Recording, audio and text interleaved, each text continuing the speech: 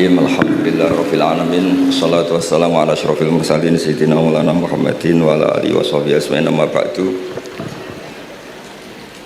Ingkang pertama matur nuwun angsal gelar Gus Kiai. Dados pun sempurna niki. Nggih, teng ngarsa para keluarga besar Mbah Munawir, keluarga besar Bali Makmum, sedanten mawon ingkang kula hormati. Ugi alumni senior wonten Mbah Mus, Mbah Idris, danten keluarga ingkang kula hormati. Wau Mbah Mus cerita mergi menangi Bali Maksum. Kula sesuai kontrak baca kitab karangan Bali Maksum. Kula pernah digojlok seorang wartawan. Kados ceritane Mbah Mus wau. Saking menyatunya fikih dengan perilaku niku maling mawon bermadhab. Dados wedhus niku nak teng jaba iku ilang, tapi nak babi iku mboten. Mergi maling niku ngerti nak babi iku haram, wedhus niku halal. Pas penjaraan teng Jakarta nggih ngoten, wonten tiyang jarah babi. Jangan ini haram, kambing saja. Jadi saking menyatune pendidikan Islam niku maling mawon tesih gadah madhab. Dinak nyolong niku wedhus mergi halal, ampun nyolong napa? Babi. Niku kisah nyata, kalau nanti dolan teng daerah mriki. Kenapa ini di luar kalau itu di dalam? Oh kalau ini di luar gak ada yang nyolong Gus, tapi kalau di mereka sing teng jaba niku babi, sing teng jero wedhus. Mergo jare malinge tesih bermadhab. Terus memang cerita-cerita seperti itu kathah boten sekedar anekdot. Sementing kula badhe cerita tentang dzurriyyah-dzurriyyahipun Bali Maksum wonten sing nom-nom lah sing kula wani ngandani wonten Mas Hilmi, wonten Mas Zaki, wonten sedanten Mas Afif. Kenapa kitab itu harus dibukukan, harus didokumentasi, dan kenapa Bali Maksum menulis Hujjatu Ahli Sunnah wal Jamaah? Kalau boten niat pamer, kalau ini pembaca Al-Ibris, pembaca Al-Iqlil, pembaca risalahnya Bali Maksum Hujjatu Ahli Sunnah wal Jamaah. Saya juga baca buku-buku karangan orang-orang dulu, terutama tiang Indonesia. Karena Mbah Mun sering pesen wama arsalna mir rasulin illa bilisani qaumi. Jadi orang itu jadi rasul itu pasti dengan gaya atau budaya masyarakatnya. Termasuk wong desa niku hormat tamu. Nah ning kota niku bentuk hormatnya beda. Mulane wonten kiai desa muni fal yukrim jarahu iku nak ketemu tangga takok, nak ora takok sombong. Nak kiai kota walian, nak ketemu tonggo aja takok, iku ganggu privasine wong. Dados makna ikram tetap, tapi implementasinya bilisani qaumi. Orang kota itu kalau sering ditanya itu mesti protes karena privasinya terganggu. Tapi kalau di kampung itu suka ditanya karena itu dianggap keramahan. Makanya kula niku termasuk orang yang jarang bertamu.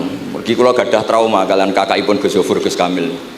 Beliau berkeyakinan silaturahim usai dolani alumni bareng didolani assalamualaikum matur nuwun Gus rawuh niku alumni niku ilang awan-awan Gus.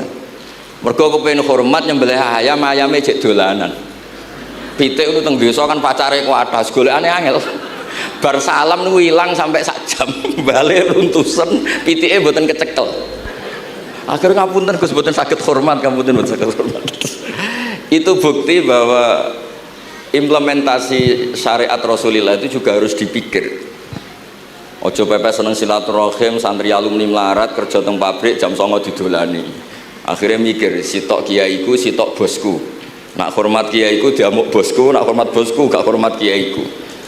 Hal-hal seperti ini kemudian melahirkan satu kearifan setiap kiai di era masing-masing.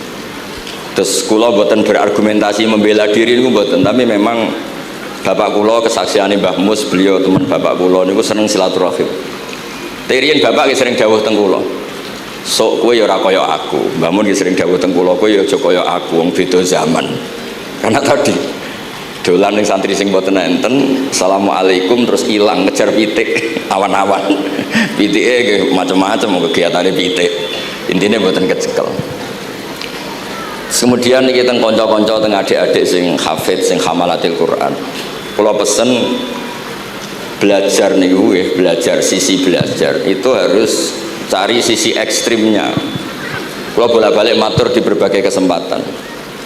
Wow, kekhawatiran Mbah Mus kalau ada orang hanya kembali ke Quran itu memang bahaya sekali. Bayangkan kalau ada orang misalnya hanya mengharamkan al-jam'u bainal ukhtain, karena itu yang disebut Quran wa antasma'u bainal ukhtain.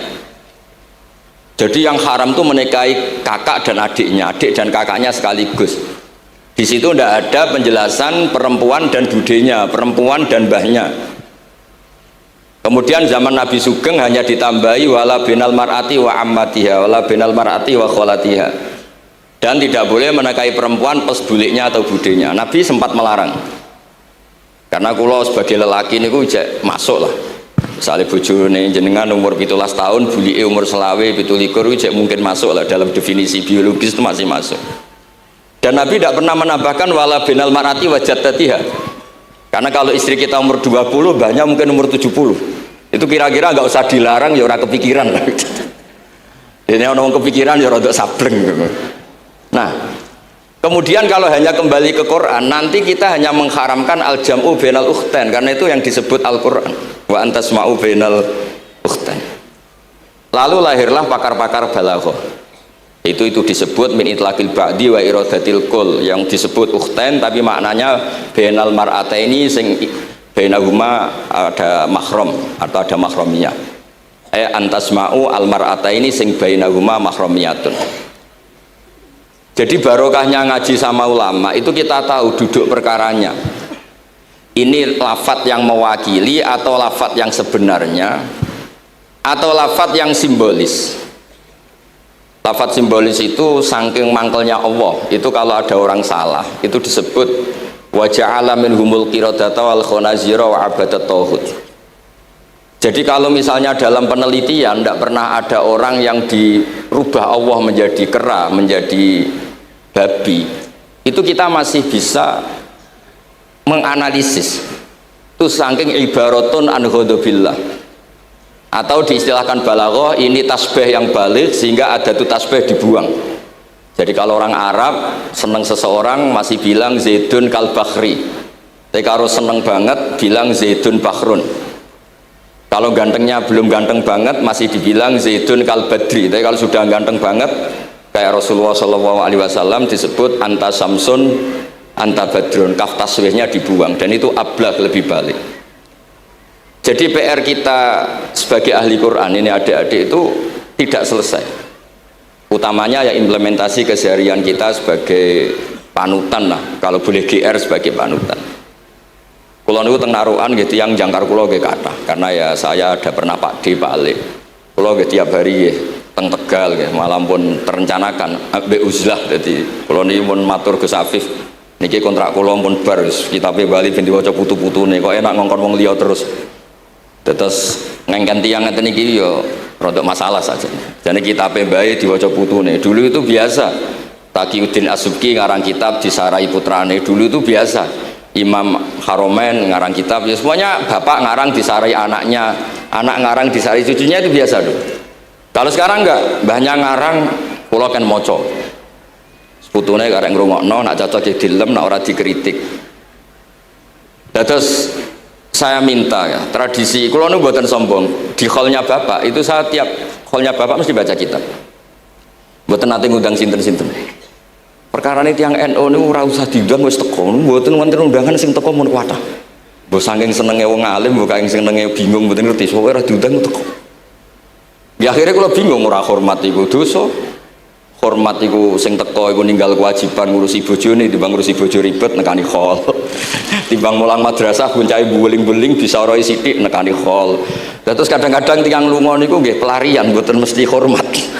Niku penelitian niku sampean cek. Terus niki kula cerita pentingnya belajar Quran.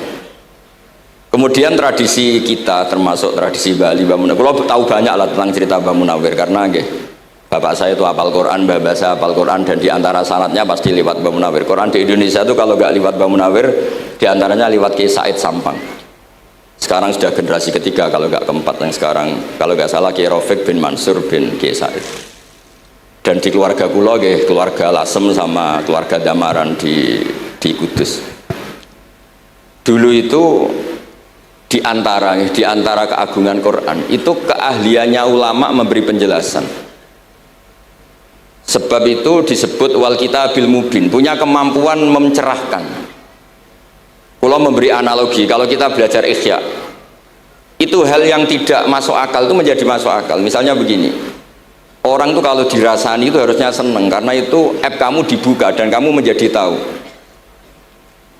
Lau akhbaroka mukhbirun bi anna fi jubbatika akroban aw hayatan akun tataskuruhu.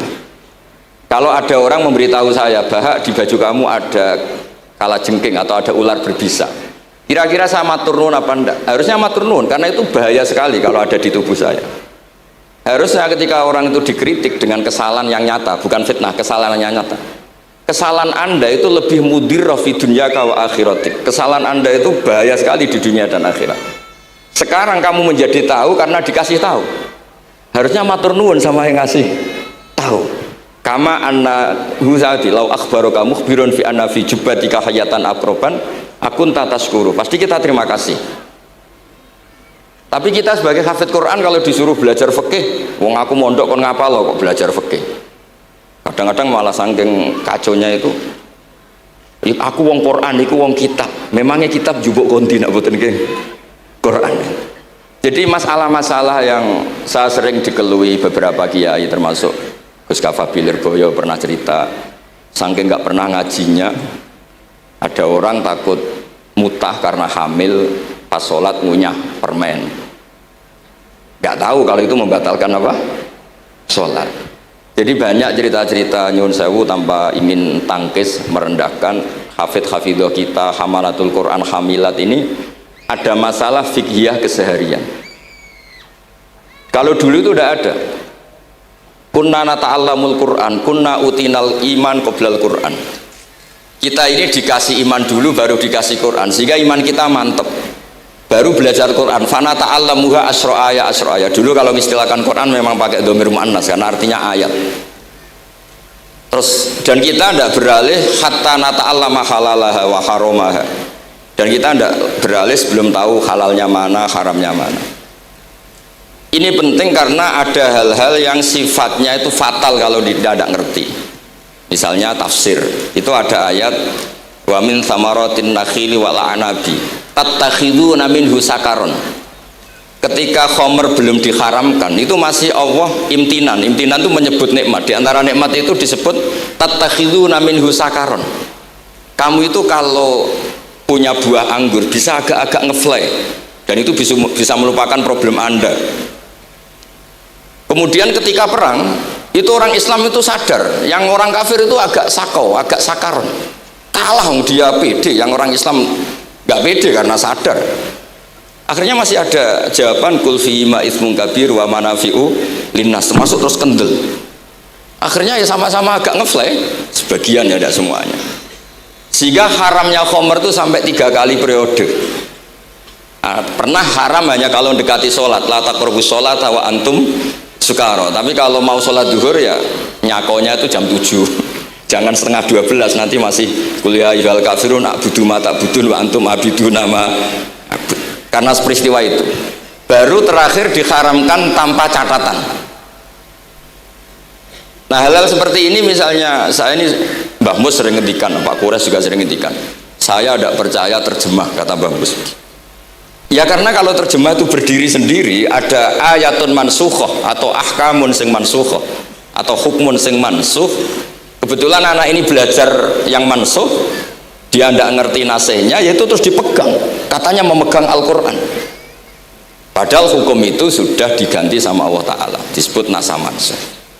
Sehingga dulu kalau Sayyidina Ali ngecek beberapa masjid, ada guru atau ustadz, kamu pengajar Quran? Iya. Apakah kamu ngerti nasa mansuh? Enggak.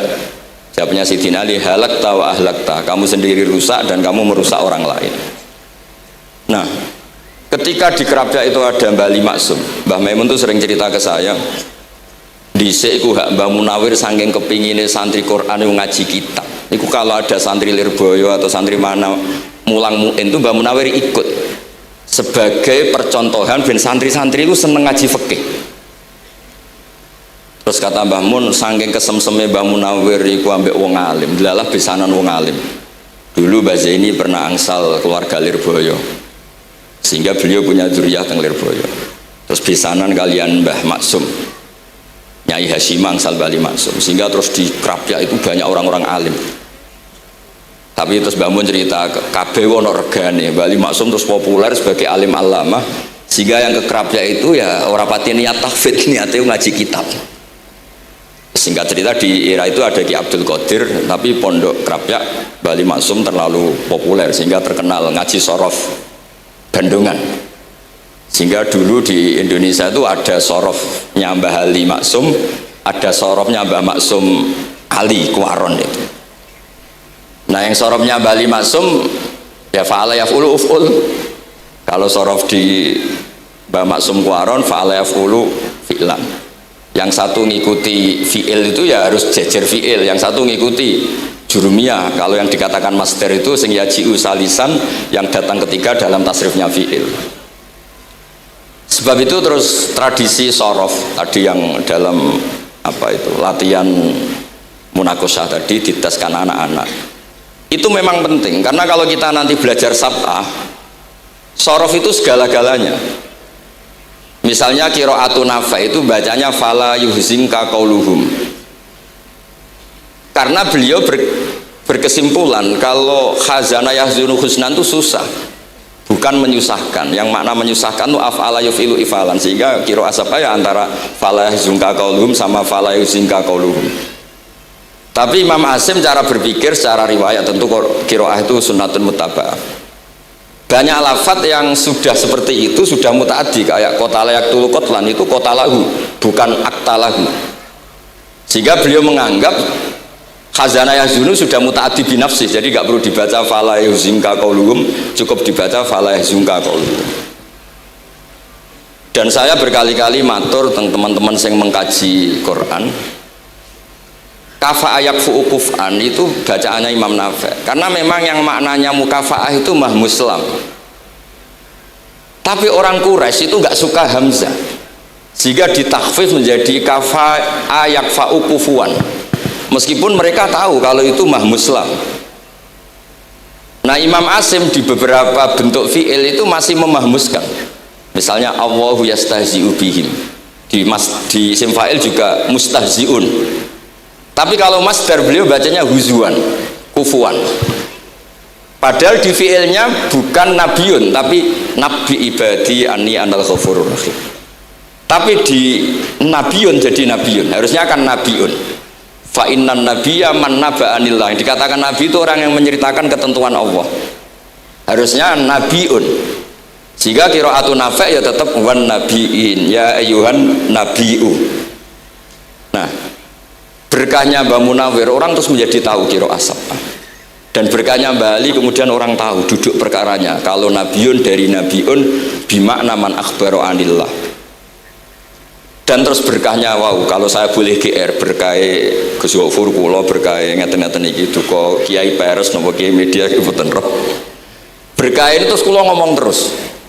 Saya tidak khawatir salah, bukan karena saya maksum ndak. Wong Islam pun pinter. Nak bener minallah, nak salah kok Gus Bah. Jadi kula niku madlum. Jadi penak wong Islam niku penak. Kula niku sering tahajud nak ndonga ya Allah, kula niku pede mawon nerangno Quran. Mergo tiyang Islam pun sae. Nak bener jare jenengan, nak salah kula. Lah nak kula sing salah nggih sederhana mawon, kula abdun, kula kawula, kula nak ndonga nggih Rabbana dzalamna anfusana. Sebelum disalahkan orang juga saya sudah merasa salah. Wa akharuna atarafu bi dzunubihim khalatu amalan sholihan wa akharuna wa saya. Mulane kula suwun kangkang mbak-mbak sing khatam Quran pede mawon. Bahwa yang Anda lakukan menghafal Quran itu sudah benar. Meskipun Anda tidak sempurna, misalnya Anda tidak faham, Anda tidak bisa melakukan. Hifdzu kalil Quran huwa al-hifdzullah. Kamu menghafalkan Quran itu sudah menjaga lafaz-lafaz Quran. Sehingga lafaz Quran tetap mutawatir, lafaz Quran tetap ma'ruf, tetap masyhur, sehingga ketika ada yang memasukkan Quran konangan. Tapi kalau yang hafid sedikit lam yablugh adadat tawatur, takutnya kalau ada yang menyalah, ada yang apa itu tidak diketahui. Di barokahnya hamalatul Quran sing aksar wa aksar itu kita terjaga. Nah itu yang dimaksud Mbah Mus, Quran itu harus jadi budaya. Ning desa itu wong ra salat lah, dengar ada warung ayamnya tiren nggak disembelih itu tidak mau makan, haram. Padahal dia ra salat itu lebih dari haram. Tapi tetap nggak mau makan ayam tiren. Nggak sholat disuruh makan babi ya nggak mau, haram. Sampai tadi yang nyolong saja milih wedhus bukan melkeng babi karena babi itu haram. Dan saya pernah digojlok sama wartawan, Pak Bahak, wah fikih Indonesia itu hebat, sampai maling saja masih pakai fikih itu. Jadi kalau nyolong itu milih yang halal bukan yang haram. Pun itu bentuk hormat kula teng keluarga Mbah Ali, bentuk hormat kula teng Mbah Mus teng sedanten keluarga niki kula badhe maos kitabipun Mbah Ali. Kula pancen pengagum kitab-kitab yang dikarang orang Indonesia. Mereka kita anggap niku lebih aplikatif lah karena dikarang orang yang trauma dengan Indonesia. Kemudian setelah trauma ingin membenahi Indonesia. Misalnya jenengan ngertos sesajen, mbok haramno iku tradisi, mbok barno iku sawangane kok dekati sirik ning pinggir wit gede. Akhirnya dimodifikasi wis mangan-mangan kumpul-kumpul tapi tahlilan. Lah mosok tahlilan la ilaha illallah barani kalimatu syirkin. La ilaha illallah itu kalimatu syirkin kalau dilafatkan di bawah pohon. Terus piye logikane ku piye? Kalau bolak-balik matur. Hadil kalimah sara bihal kafiru mu'minan. Fa kaifa saral mu'minu kafiran juga bihadil kalimah. Itu logikanya enggak ketemu. Orang yang kafir puluhan tahun saja sekali melafatkan la ilaha illallah Muhammadur Rasulullah qul lil ladzina kafaru iyantahu yufar lahum ma qad salam. Selesai sara mu'minan. Bihadil kalimah. Kemudian kalimah yang sama ketika kita baca dianggap kita ini kafir juga bihadil kalimah. Akhirnya dengan modifikasi khas Indonesia, kearifan Indonesia tetap sesajen tapi tahlilan, tetap melakukan hal-hal Jawa tapi dimodifikasi menjadi Islami. Kalau kita misalnya orang modern nggak ingin mengganggu orang lain yang kita tamui, gampang dalilnya. Ada ayat la tadkhulu buyutan ghaira buyutikum. Kamu jangan sowan ke orang lain atau dolan ke orang lain. Hatta tastanisu. Ukurannya bukan salam dulu, bukan hatta tusallimu, hatta tastanisu. Jika kamu merasa nyaman, kamu bisa ngukur tingkat akrab kamu. Kamu bisa ngukur jamnya orang itu. Kamu bisa ngukur kebutuhan orang itu. Butuh saya ndak? Kenapa mertamu pengen kayak duit bebas jam? Atau kamu orang cantik yang kamu tamoni sing seneng kue bebas jam? Tapi aku apa nagih hutang, mertamu orang yang kamu tagih itu mesti kamu dianggap problem. Atau mertamu orang yang nggak akrab di jam istirahat, tentu kita dianggap problem. Makanya ukurannya Quran tuh hatta tastanisu, kamu merasa nyaman. Istiqnas itu nyaman, enjoy. Kayak saya dolan di Gusofur kan akrab mulai kecil teman saya, mungkin bisa ngabaikan jam. Tapi kalau saya dolan di kiai yang nggak kenal saya, mungkin kedatangan saya dianggap problem karena di jam tertentu. Saya harus mikir kayak apa hebatnya Quran ketika bikin aturan la tadkhulu buyutan ghaira buyutikum hatta tastanisu. Setelah nyaman nggak apa-apa waktu salimu, jangan salam dulu, istiqnasnya nggak kena, salamnya geger. Akhirnya banyak kiai keselak, assalamualaikum pas makan nggak dijawab assalamualaikum. Nah hal-hal seperti itu harus santri-santri ini kalau niat ngandani lari-lari, bukan niat ngandani kiai-kiai, harus waqafil qalb, harus warrasikhuna fil ilm, tahu betul kualitas hatta tastanisu, kamu itu merasa nyaman istiqnas. Kemudian rasa nyaman ukurannya apa ya? La doror wala diror, kamu tidak ganggu diri kamu sendiri, juga agak mengganggu orang lain. Sehingga setelah itu semua baru watu salimu ala ahliya. Nah andai kan kita ya tadi Dawe Mbah Mus, kita semua sudah seperti itu. Kalau bertamu di orang ya kita ngukur tingkat akrab kita, tingkat dibutuhnya kita. Sehingga di tradisi NU itu ya dolan kiai pendak diundang karena itu pasti diinginkan. Wong kula nate diceritani pernah misanane Mbah Mun. Kula nate Gus ditiliki Mbah Mun mboten seneng. Kena apa? Beliau pas khutbah Mbah Mun rawuh delalah Mbah Mun jarak salat ning saf awal. Bar niku tiyange meruntus meriang. Karena khotib tuh harus naik ke mimbar kudu ngandani takwa usikum wa nafsi bitakwa. Teng isore niku Mbah Mun. Walhasil terus lara terus wan yai. Mbah, nak dolan nggih dikira-kira, ampun pas Jumatan. Semenjak niku Mbah Mun Mbah Sahal niku nak Jumatan teng mburi. Mbah Sahal niku kalau Jumatan itu sudah komat gelar, beliau keluar dari mobil serenane niku. Miyos terus salat terus kundur. Kalau dulu janggal iki wong alim alama nak salat kok mburi. Ternyata itu nggak ingin jadi problem bagi khotib. Jadi iso bayangno khutbah teng ngarepe Mbah Mus, terus kula munggah ngeten nyekel tongkat, usikum wa nafsi fi taqwa. Terus apa ya? Akhirnya terus Kulo niku kan jare wong akeh, mbotenan Bu. Jare wong akeh rada iso ngaji. Kulo nek Jumatan niku guri gara-gara diceritani niku. Ternyata khotibe ge cerita kulo, matur nuwun Gus, pokoke nek pas Jumatan aja ketok. Dianggap musibah, kedatangan kulo itu dianggap musibah. Nah, hal seperti itu ya ukurannya gampang, kata napa? Tastanis. Pun niki kulo maos terakhir niki, padha niki Gus Ilmi, Gus niku sing Gus Hafiz pokoke sing waris-waris niki. Niki cerita kemarahanipun Bali Maksum ngadepi firqah-firqah kelompok-kelompok sing mboten jelas nih. Oleh ngendikan niku kula masih ingat karena saya khatam kitab ini itu 2 kali. Nggih khatam tenan maksudnya kula sinaoni terus padanan dalil yang beliau sebut tak cari sampai ketemu. Bener-bener kula cari. Ya saya ulang lagi. Dalil padannya kula cari terus emosi-emosi beliau juga tak tulis. Karena beliau diantara yang diceritakan itu sampai ngendikan wahal bi jununun, kata beliau, apa saya ini sudah gila ketika saya fatwa misalnya orang nggak boleh ziarah Rasulullah Shallallahu Alaihi Wasallam, itu artinya menghalangi orang ketemu nabinya. Makanya bener Mbak Mus tadi ada orang tuh debat wiridan itu sunat atau ora, dalile piye? Terus ada orang yang provokasi gini, kamu dikatakan bid'ah setelah sholat gak wiridan, kowe iku ben ora nyebut Allah. Terus kepikiran matur kula, wis Agus bar sholat itu pokoknya aku wiridan, cek bid'ah cek ora, wong kok ora oleh eling Allah. Wis gak usah dalil-dalilan. Jadi pertama diprovokasi, wiridan model ngono iku ora ono sanate, ora ono hadise. Singkat cerita seorang ini meninggalkan wiridan. Terus ketemu orang NU yang kebetulan rapati iso ngaji tapi pinter logika. Kowe ora tau wiridan saiki nek bar salat, ora tau, enggak ada hadisnya gini-gini. Kowe iku dibodoni, ben kowe iku ora tau nyebut Allah, ora eling Allah. Muring-muring tiyang niku. Akhire bar salat wiridan. Mboten dalil-dalilan cara Mbah Mus, mboten dalil-dalilan. Lah niki nak cara Mbah Maksum istilahno betapa kaconya orang sing yaqulu bainahu wa baina nabi, memisahkan orang itu dengan nabinya Muhammad sallallahu alaihi wasallam. Kata Mbah Ali, walazima kadzalik ayyakuna ulamaul Islam min awali hadil ummah ilal yaumi fi khata'in azim haitsu annahum ya'taqiduna fi kutubihim ad-diniyah al-abwab wal fusul yadhkuruna fiha ziyaratahu sallallahu alaihi wasallam. Kata beliau, wa inni bima ahmidu min laqabi kiai amuru wa usaddidu fil amri kullu mu'minin ayasudda rahlahu tariklahu ila ziyarati. Jadi beliau sendiri di sini juga, dan saya atas nama sudah diberi gelar kiai memberi fatwa begini.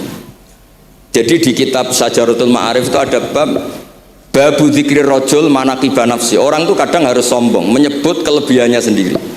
Kayak Nabi Yusuf ngendikan inni hafizun alim. Nabi Sulaiman juga ngendikan wa utina min kulli syai'. Itu bukan sombong tapi cara beliau untuk memaklumatkan. Saya belum pernah merasa ahli tafsir. Tapi kan kita khawatir kalau ada tafsir yang cara Mbah Mus tadi kiai produk sendiri. Akhirnya kalau mau tafsir, saya pernah ngaji Mbah Maimun, ngaji Bapak, saya baca kitab Al-Ibris, baca Al-Iqlil, baca terjemah Kemenak, baca terjemahnya Pak Kures, baca terjemahnya Imam Sa'rawi, baca banyak lah yang saya baca, termasuk membaca kitab-kitab dulu mulai tafsir Tobari, tafsir apa saja yang saya bisa tak baca. Bukan karena saya merasa tahu enggak, tapi kayak apa umat ini kalau dapat ilmu dari orang yang tidak kredibel. Kalau misalnya itu sombong. Nah sekarang dokter gigi juga nulis, dokter gigi, dokter jantung. Itu kalau nggak nulis ya nggak tahu kan barokahnya. Makanya kalau suwon santri-santri misalnya jenengan ahli takrib itu semua untuk rumah. Ahli takrib medium, spesial bab ibadah. Nanti yang nggak pati pinter ya spesial mandi junub, nggak apa-apa. Yang penting orang tahu kamu keahliannya di mana. Daripada kamu nggak memaklumatkan, kemudian ada orang lain yang nggak pernah ngaji memaklumatkan seakan-akan paling tahu Islam. Terus menjadi mahatus soal, menjadi marhalur rijal. Kayak apa? Islam mau dikemanakan? Semua ulama dulu biasa ngendikan ma adkhaltu fi kitabi hadza illa sahih, kata Imam Bukhari. Yang saya masukkan di sini semuanya hadis sahih. Dan sebelum saya masukkan sholaitu rakaatain, saya sholat dulu.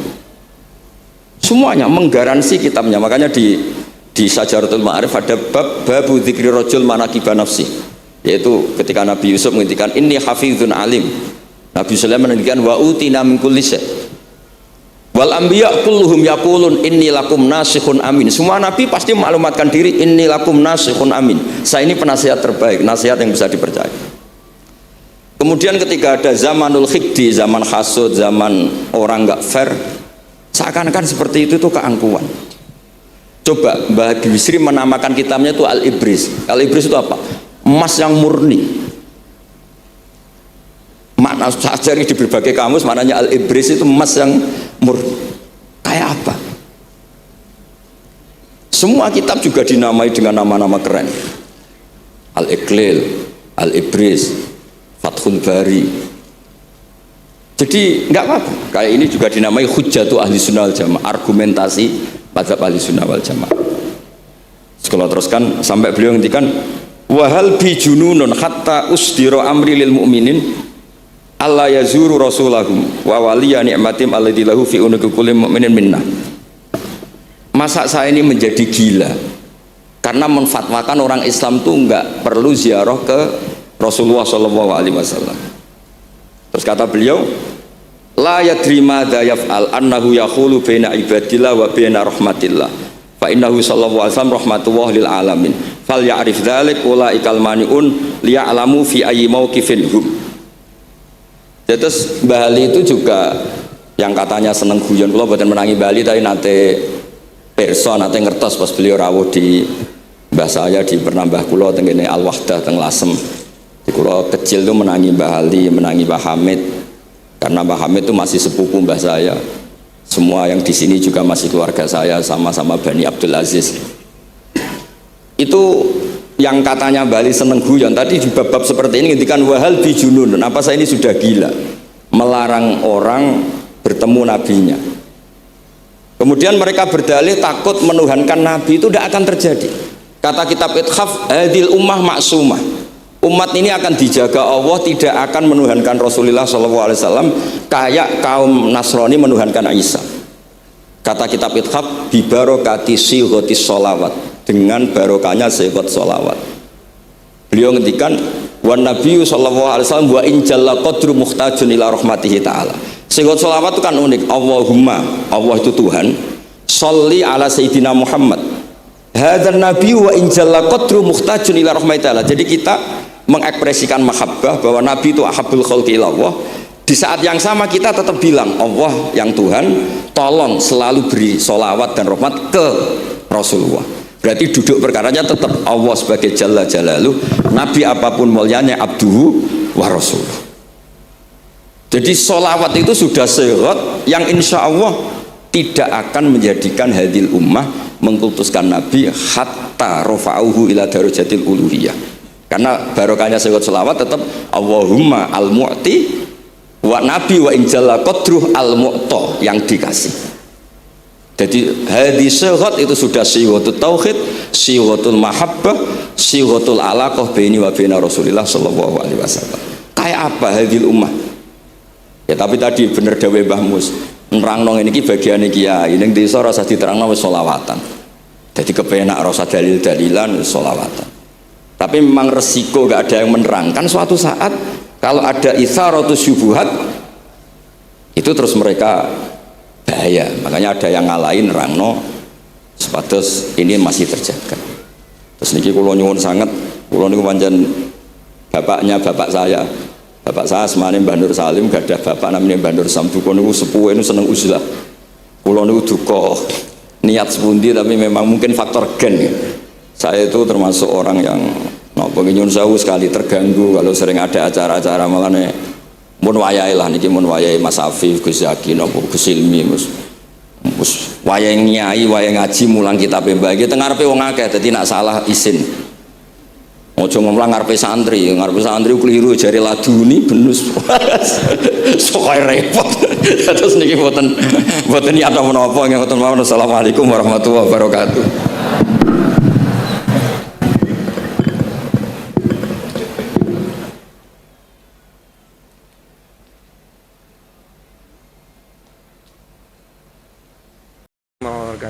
Alhamdulillah teman-teman, kita bersama-sama telah mendengarkan, menyaksikan bersama daud-daud dari beliau Gus Baha, di mana beliau sangat perinci dalam menjelaskan hukum-hukum, memberi motivasi. Apa-apa yang beliau sampaikan semoga menjadi ilmu yang bermanfaat bagi kita. Walaupun toh kadang ada yang tidak paham karena beliau mencampur bahasa Jawa campur dengan bahasa Indonesia, cuma ketika dipikir-pikir ulang ada hikmah yang bisa didapat dan ada poin-poin yang penting yang kita bisa amalkan di kehidupan sehari-hari. Semoga apa yang beliau sampaikan menjadi tambahan ilmu yang bermanfaat bagi kita. Amin amin ya rabbal alamin.